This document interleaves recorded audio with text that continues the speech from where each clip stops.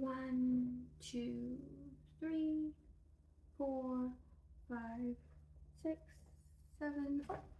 Hi everybody. Sorry, I was counting the number of people that's been asking me and telling me that they want to become a real estate agent in the past week. I cannot wait to talk more about this video, and let's dive right in. Hey real estate rock stars, my name is Amy Kwan, your voice in real estate, and I am a local expert real estate agent that's serving in the GTA area. I am looking forward to our one-on-one conversation just so that I get to meet you and get to know what you're all about and what your real estate story is. And I've made that accessible by going into the description box below. You can go ahead and click on the link below. That will take you right to where you can book a time slot with me one-on-one via Zoom call. And I'm looking forward to meeting you, and let's not waste more time but dive back into the video. Chat soon. Bye. Hi everybody, my name is Amy Kwan, your voice in real estate. Today we will be talking about the common topic that I come across literally at least one person a day. So I cannot wait to get this started, and it's such an important topic that I feel like people should know if they are actually thinking of becoming a realtor. So what I hear, as you might have seen in the intro video, I do hear a lot of people say, I'm thinking of becoming a realtor. Oh, you're a real estate agent? Oh, I heard that makes a lot of money. And or, oh, I have already started taking the courses through Humber, and I can't wait to be done with this 9-to-4 job. And although I do love hearing these passions of people, and I think that's one of the most valuable thing that human can have, to have passion for something and really want to do something. So some people might be actually motivated to change this industry and just dive right into it, and some people are just like, oh, 9-to-4 job, it can be very boring, and real estate agents make a lot of money and all this. And sometimes it can get a little bit frustrating because you don't want to tell them or break their fantasy of this world in real estate, but you also don't want them to just dive into it and realize that it's completely different from what they expected it to be. So I wanted to come on here and talk about my experience as a real estate agent here in Toronto. And if anyone is thinking of becoming a real estate agent and needs some kind of input, I hope that this is helpful. Okay, I'm ready. For me, the path of being a real estate agent is very different from a lot of people. And it is because, so my parents and my family have been dealing real estate even before I was born. And I've seen it firsthand, for sure, 100%. And I've seen my parents at their best times and their worst times because of real estate.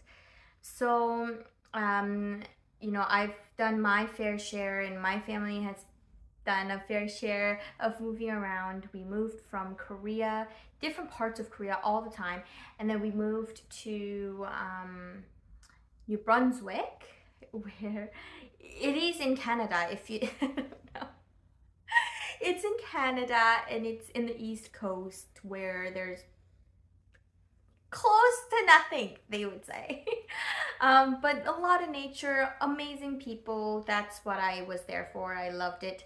And I spent quite a bit of time, and then I went to Waterloo. I majored in music therapy at Wilfrid Laurier University. And then I went to Toronto, North York, and then now I'm here in Leslieville. But I want to say, the move for us in dealing with real estate, my parents have had the worst times. I am saying literally the worst times in Toronto. And I remember being shocked when they finished the deal, and I trusted them, and they trusted themselves, I think, and the real estate agent and other people that were involved in the deals. but then it just turned out to be false, and it ended up being not what they expected at all. So I think I've already created the video about this whole story of being a real, moving to Toronto and how that difficult process was in terms of real estate. At that time, I made a video about it, and I'll post it soon and you guys can see it. But basically, going through that and seeing my parents at their worst times, and having to grow up as an immigrant family, I've seen them work 364 days a year. And that was just excluding time, like every day after school. For me, I would go and help out at the restaurant that they had, and there was no hanging out with friends after work. There was no, not looking back. I just felt like it was just our family's responsibility. Never really felt like it was work. But looking back and seeing my other friends, I realized that yeah, I didn't really do my child or children things as much as other kids did. So I think I opened my eyes to real estate. So that is like a blurb about me. But I just want to say that if you're thinking of coming into this industry because you think that all we do is go on showings, look pretty, just dress up and go for showings, and then yay, they like it, no, they don't like it, and then you just sort of decide and go about your day, you might be a little bit off from what it actually is. A lot of it is looking like this and this and this.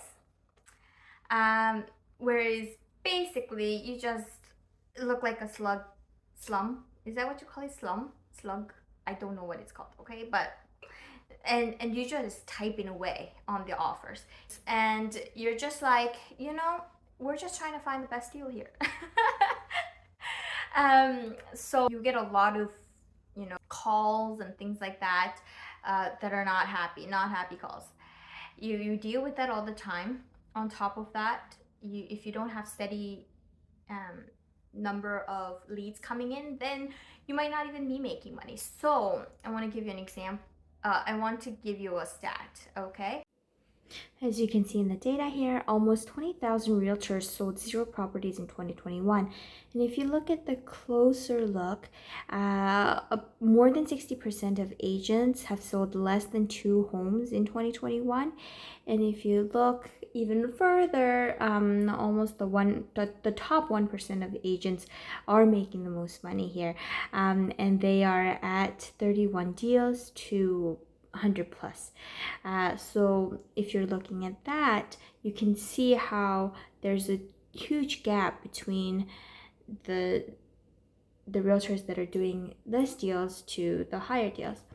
I also want to mention, even though this is the stat from 2021, the 2022 and 2023 data should be similar, or if not worse actually, because there's so many agents that are on board now after the COVID and everything.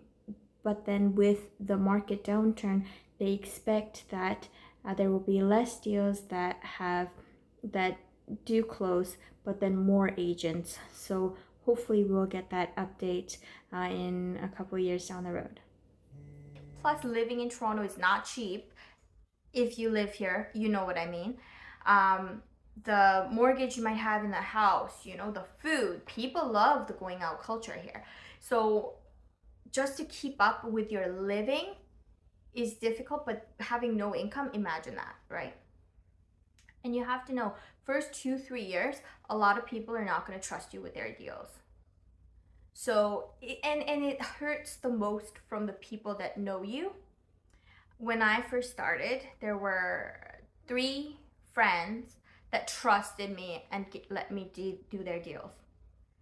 And other than that, people did not, they would trust a real estate agent that sold the house next to their a house next to them, compared to me that they've known for years.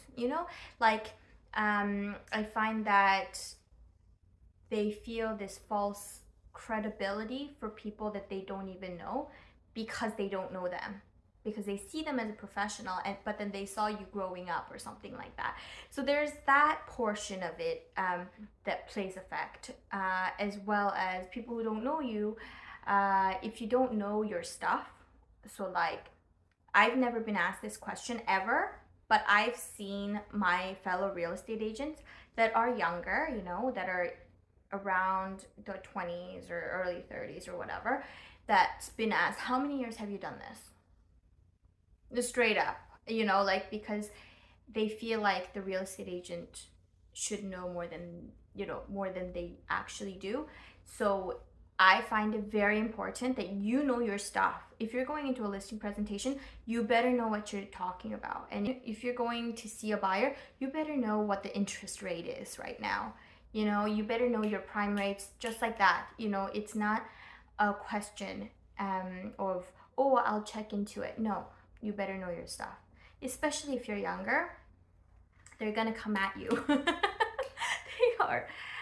So it's a very intense thing as well. Even when you do make a deal, there's a split that you give to your brokerage. So people, like a lot of sellers or buyers, don't even know that everything that we do get paid is not actually mine. You know, we pay to our brokerage, and we have to pay our dues and everything. There's a lot of expense just being a realtor in the first place.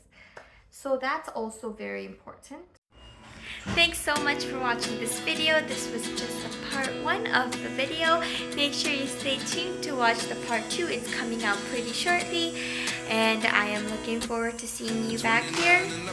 And if you're still looking for a realtor, you know where to reach me. Chat soon. Bye. It's kind of funny that the more we pass time, the more we need to set the rewind. And 19 was the year I had to leave you, but now I'm seeing all the signs. Is this